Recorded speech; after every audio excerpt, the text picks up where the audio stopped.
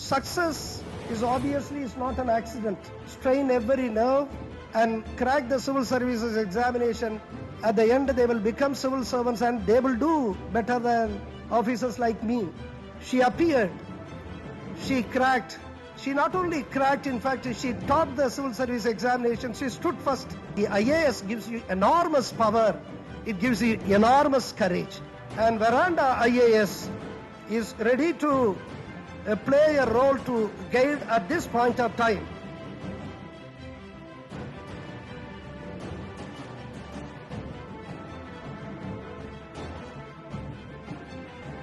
Veranda IAS, where your dream becomes reality. Hello everyone, welcome to the daily current affair analysis from Veranda IAS. Today, we are going to see some of the important current affair topic from the day of 30th of June 2023. Moving on to the topics of the day. As usual, let us see first of all the previous year questions from 2023 prelims. After the discussion, we'll be moving on to the article analysis, the open market sales scheme for wheat and rice, which can be mapped to GS3 agriculture as well as economy. Then the next topic is about India is planning to host mega air drills, that is Tarang Shakti, which can be mapped to defense. 30 minerals as critical to India, which can be mapped again to economy. Okay, moving on to the 2023 prelims question discussion. Let us see the question. Consider the following statement. Statement 1. India, despite having uranium deposits, depends on coal for most of its electricity production. Statement 2. Uranium enriched to the extent of at least 60% is required for the production of electricity. Which one of the following is correct in respect of the above statements? Which is a question from economics. So the options are both statement 1 and 2 are correct, but statement 2 is the correct explanation for 1. Statement 1 and 2 are correct, but statement 2 is not the correct explanation of 1. Statement 1 is correct, statement 2 is incorrect, statement 1 is incorrect, but statement 2 is correct. So these are the options also which we have got. Okay, so here we should understand that in India, electricity is generated using both conventional as well as renewable energy sources. So what are these conventional energy sources? That is thermal, nuclear and hydroelectric power generation is called as the conventional energy sources. Whereas we have the renewable energy sources like the wind, solar, biomass, etc. However, the coal-fired thermal power plants, which generate about 58% of the total electricity, they are responsible for the majority of the electricity production. That is, 3.15% of the nation's electricity was produced using nuclear energy in the years 2021 as well as 2022. Okay, so to produce electricity, uranium must be up to 3 to 5% enriched in U-235 isotope. And hence, uranium that has been significantly enriched to a concentration of at least 20% is used in research reactors. The weapons grade uranium is defined as being at least 90% enriched also. So we can see that the right answer to this question is this option C, that statement 1 is correct, but statement 2 is incorrect. But here we have got that uranium enriched to extent of at least 60% is required for the production of electricity, but it is not correct. Whereas we can see that we need at least concentration. Weapon grade uranium is defined being at least 90% enriched also. Okay, so that is the answer. So what is the relevance for this question? So IAEA recently discovered 84%, that is 84% enriched uranium at Iran's nuclear facility. Uranium has been found in large deposits in the state of Rajasthan also. Okay, so it was there in the news, and that is why this question was being asked in 2023 prelims also. Okay, so that is the relevance of this question. Moving on to the next question. Consider the following statement. Marsupials are not naturally found in India. Marsupials can thrive only in montane grasslands with no predators. So it is again a statement-wise questions. So let us directly go for analysis. So in Australia, Papua New Guinea and South America, there are still about 270 marsupial mammals left in existence. Okay, so these marsupials are not naturally found in India. So the statement 1 is correct. Then, examples of marsupials include kangaroos, wallabies, wombats, opossums, bandicoots, and koalas. Not all marsupial females have the pouch or marsupial for which they are named. The gestation period for the marsupials can be as brief as 10.5 days also. So these marsupials inhabit tropical rainforests in South America, while wombats burrow underground. Marsupials can survive anywhere in the forest habitat, even from trees to the forest floor. The Virginia opossum is the only marsupial that is found in the North America. Okay, so the statement 2 is incorrect. So we can say that they cannot, the statement is wrong that it can thrive only in mountain grasslands. It's not like that. It can thrive in any of the forest, including trees as well as on the forest floor also. Okay, so which one of the following is correct in respect to the above statements? So which is the correct one? So option C is the right answer. Statement 1 is correct, but statement 2 is incorrect. Okay, yes. Let us move on to the article analysis from today's newspaper. The open market sales scheme for wheat and rice. So what is the context for this topic?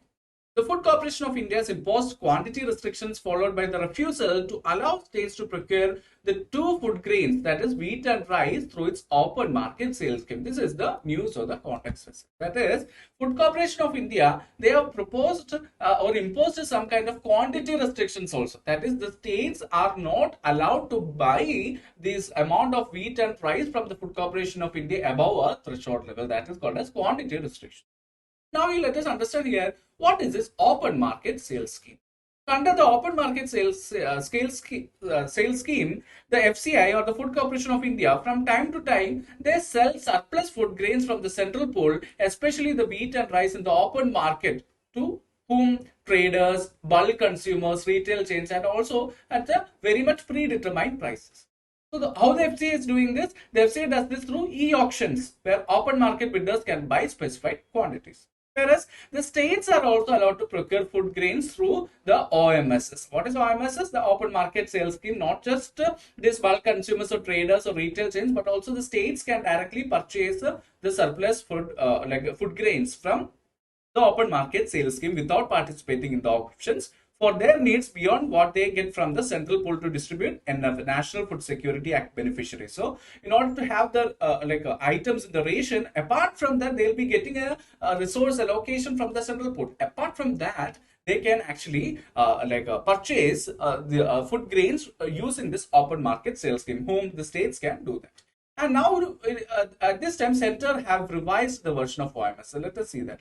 The Center decided to restrict the quantity that a single bidder can purchase in a single bid under the OMSS. That is, in the e-auction, like suppose if I am a representation of the state and I am asking for 1,000 tons.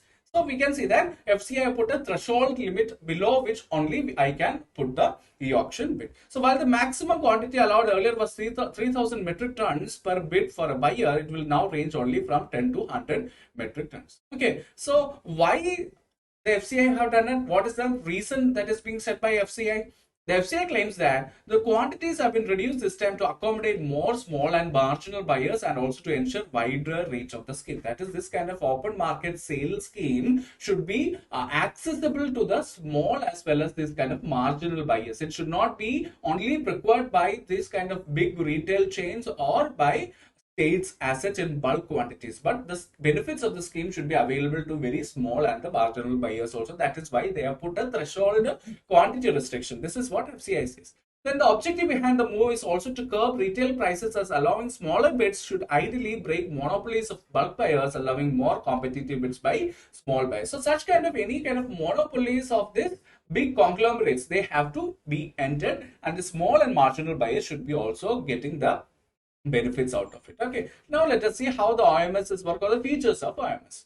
So the FCI conducts weekly auctions. How the auctions are done? E-auctions are conducted weekly through e-auctions in the open market to sell surplus stocks of wheat and rice. That will be done every weekly. The reserve price of wheat and rice for sale under OMSs is fixed by whom? It is fixed by the Department of Food and Public Distribution. That is a very important point. Okay, so who is fixing the price for the food grains for the open market sale? It is done by Department of Food and Public Distribution every year. So the reserve price is kept uniform throughout the country without adding any further freight to facilitate buyers to lift stock from any place at ease. And not only that, the sale of wheat and rice under this OMSS is undertaken throughout the year in the non-procuring states and also during the non-procurement period in the procuring states. The quantum of wheat and rice for sale under the OMSS, it is decided by the DPFD based on the availability and demand of the food grains. So they have certain criteria like that of the availability and the demand. So based on the demand and availability, or the supply and demand mechanism, they are also fixing the price. And the surplus procuring states, they are not allowed to participate in e-auction for the purchase of rice for their state schemes, and they are advised to retain stocks under the state pool for their So if like a government is coming up with their own schemes of providing these grains to their people, they should not participate in the e-auction, because e-auction is exclusively meant for the small regional retail buyers as such, and they should not participate in the e-auction and buy the completely, because they are already having this kind of allocations from the central pool. Then what are the significances of this open market sales scheme? It will enhance the supply of food grains. It will prevent wastage and deterioration of food grains. It provides an alternative source of food grains and also generate revenue for the Food Corporation of India. What are the challenges faced by OMSS? Definitely low demand from the buyers. So we can see that only certain conglomerates are behind them to buy all this kind of things in bulk. Then logistical challenges. From FCI, they have to get the small and marginal buyers. It's very difficult for them to to bear the logistics charge, especially from the FCI godowns that is situated in the villages. Mostly it will be transported through railway systems. Then limited impact on stabilizing the market prices, and also it does not address the structural problems that is associated with the same. What is the way forward for the open market sales scheme? Revising the reserve prices for food grains, that is, it is being fixed for one particular year, but because of the volatility of the market, definitely there should be some dynamic mechanism involved to change it as and when it is required, because we can see the market is always volatile, and it will it will vary from place to place based on the kind of famines or any kind of shortages or climate or any geological reasons also. So improving logistics and quality management is another thing that we have to take in mind. Diversing the product portfolio. Now wheat and rice is only included. We need more products, especially protein rich foods, and coordinating with the state governments. And the FCA should also ensure transparency and accountability in its operations under the OMSS. It should be visible to everyone. That transparency should be made. What should be the conclusion if such a question is being asked?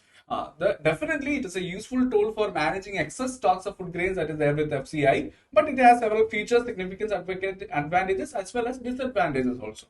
So by adopting some measures to improve its functioning, this OMSS can play a vital role in ensuring food security as well as in involving price stability in the country. How the OMSS can improve, maintain the price stability?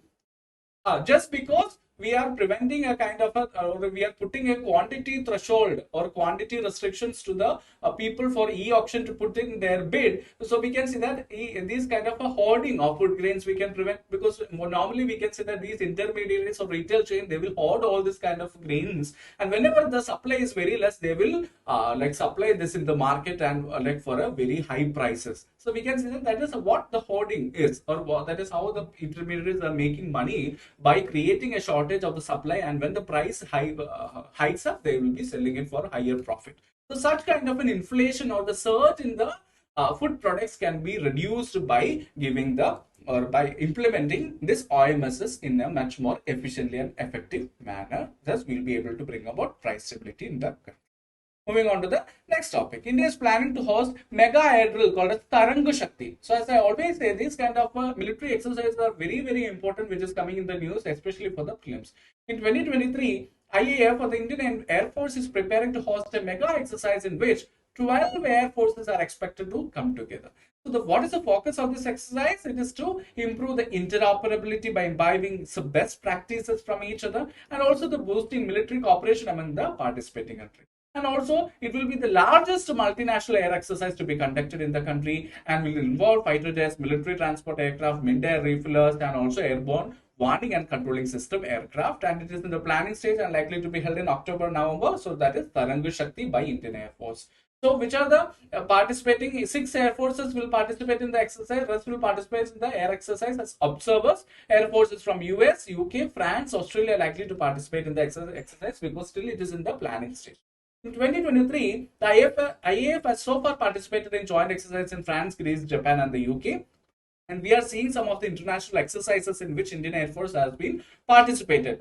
Like IAF participated in exercise Orion, which was held at the Mont-de-Marsan Air Base in France from April 17 to May 5. IAF also participated in INIO-CHOS exercise, which was organized by the Hellenic Air Force at the Andravida Airport in Greece in April-May. The Indian and US Air Force have participated in exercise COP India 2023 in April at 3 bases in the country: Kalaikunda, Panagarh, and also Agra. So these are some of the like other exercises which the IAF has participated in the recent times. Moving on to the next round. UN removed India's name from its annual report on the impact of armed conflict on children.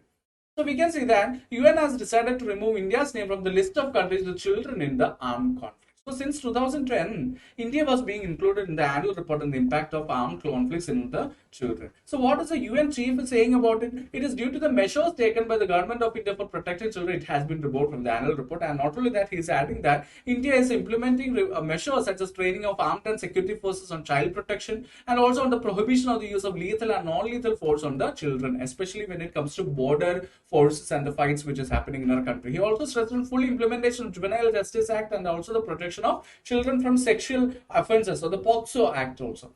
So we can see why was India included. India was included on this list due to allegations of recruitment of young boys by the armed groups in Jammu and Kashmir, and also the detainment of young boys by security groups. The workshop was organized by the government of India in Jammu and Kashmir in November 2022 with the participation of UN. And according to this report, children continue to be affected by the armed conflict which is happening, especially in the Jammu and Kashmir area. So about 27,180 grave violations have been identified by UN in 2022, and these violations have affected a total of 18,890 children so far. And as per the report, killing, maiming, recruitment, abduction and detention of children are the most preventive violations which was happened in the country. The highest number of violations were the killing and maiming of about 8,631 children in the groupings. Now let us see what is the question of the day. So which of the following statement best describe the open market sales scheme, or OMSS, in India?